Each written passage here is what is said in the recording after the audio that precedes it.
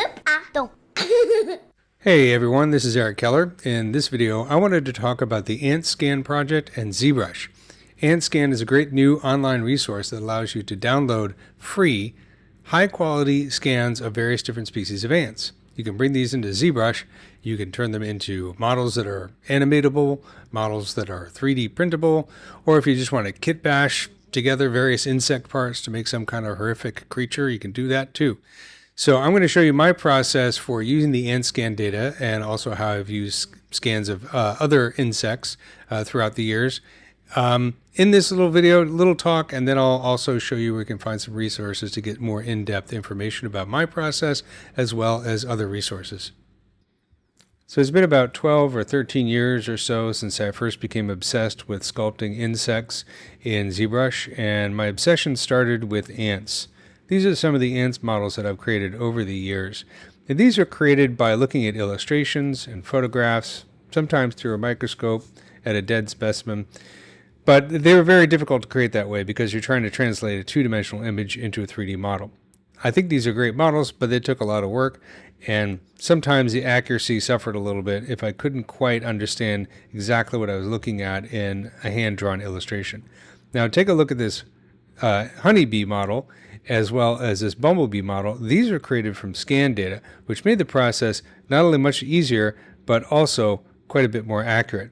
Here's some fly models also created from some excellent scan data. So when I create models like this, my goal is often to create a model that I can use in an animation, such as these animations I did that explain how insect eyes work, as well as this animation I did that explains how the sting of fire ants, the chemistry of the sting behind fire ants.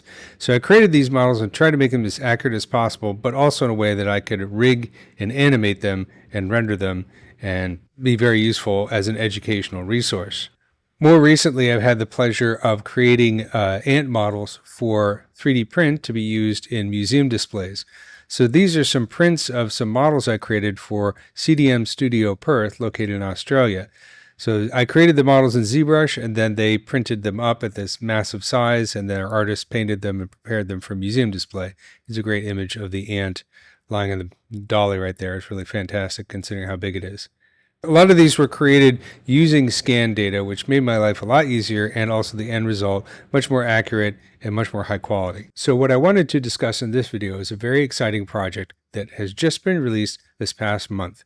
It is called AntScan, and it is really cool because it is a library of extremely high quality scans of various ant species made using new technology, high throughput synchrotron micro CT. And what is so exciting about this is that these scans are available for free. You can download them, bring them into ZBrush, and start sculpting away. It's a great way to learn about ants and also just build models. So if you go to antscan.info, you can quickly get to the database just by clicking on this link right here, and this will take you to Biomedisa. And Biomedisa, I actually worked with some of the scientists, Thomas Vanderkamp, a few years ago on a workshop using some of his scans. So some of the fly models and the bee model that I was just showing came from his scanning technology. But he's partnered with another group of scientists to make this database of ants available to everyone. And look at how many of them there are. The list goes on and on. If I keep scrolling and scrolling and scrolling and scrolling and scrolling and scrolling and scrolling, I'll get to the bottom where it says show all. And then I can click this button and I can keep scrolling and scrolling and scrolling. And look at the scroll bar. Look at how tiny that is. It just goes on and on and on and on. So lots of ant models that you can download.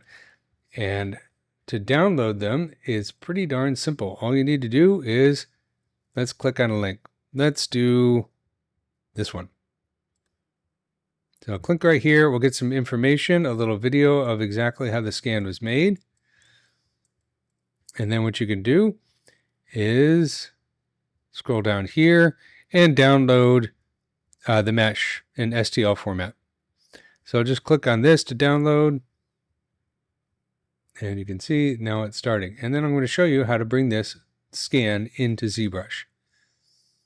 So one thing I want to point out is if you take a look at the New York Times article that just came out about the AntScan project, they have this wonderful video with these great animations. I think a lot of people think that this is what you download from AntScan, a complete cleaned up ant that's all rigged, textured, and ready for animation. These are not models or animations that I created. These were created by AntScan, just so you know. I don't want to take credit for their work, even though their work is fantastic. But the reality is, when you download something from AntScan, it's going to be kind of a mangled, shriveled little ant, but it's still going to be an extremely high quality scan, better than you're likely to get anywhere else. So if I go into ZBrush, so I'm in ZBrush 2026.1, and I'm going to go into ZPlugin 3D Print Hub, import STL file. So I'll go to my downloads, find that scan data STL format, and choose open. And it says it's imported successfully, and I'll select it and press T, and you can see here is the model. So she's kind of all shriveled up.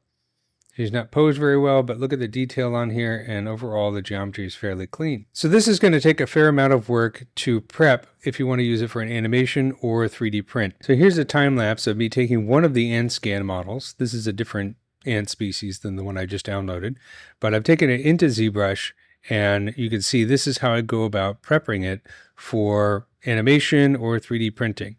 The first thing I do is start separating the model into its various different parts, the head, abdomen, thorax, legs, and so on.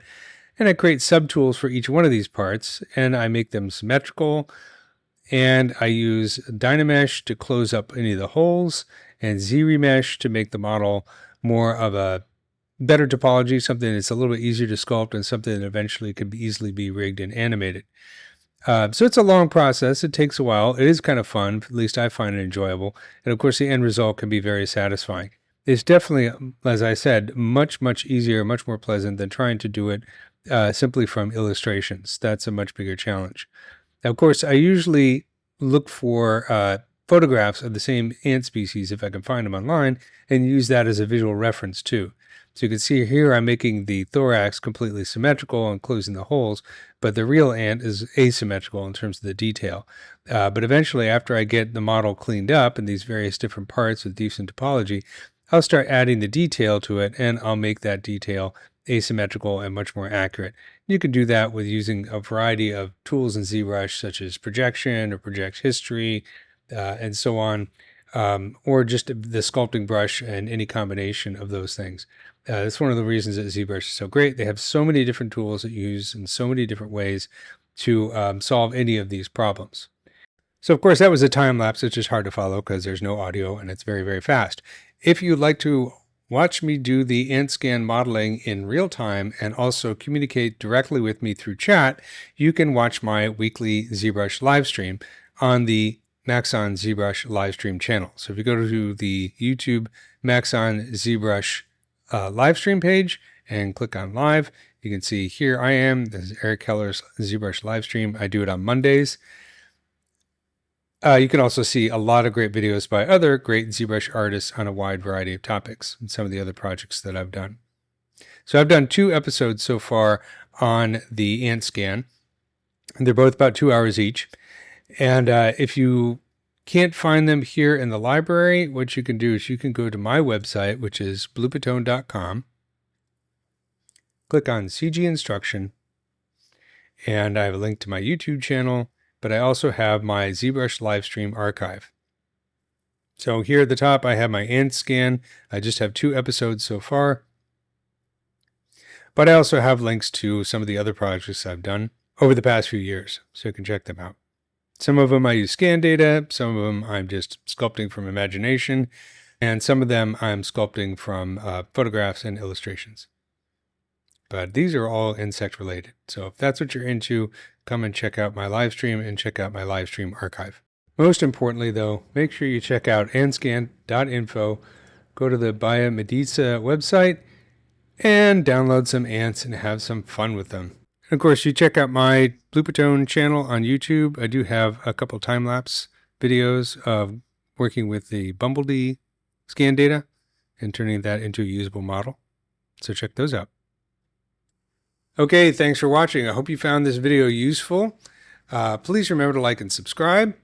Also, check out my weekly live stream on the ZBrush YouTube channel, Max on ZBrush YouTube channel. I'm going to be working with this scan data some more, turning it into something that could be rigged and animated.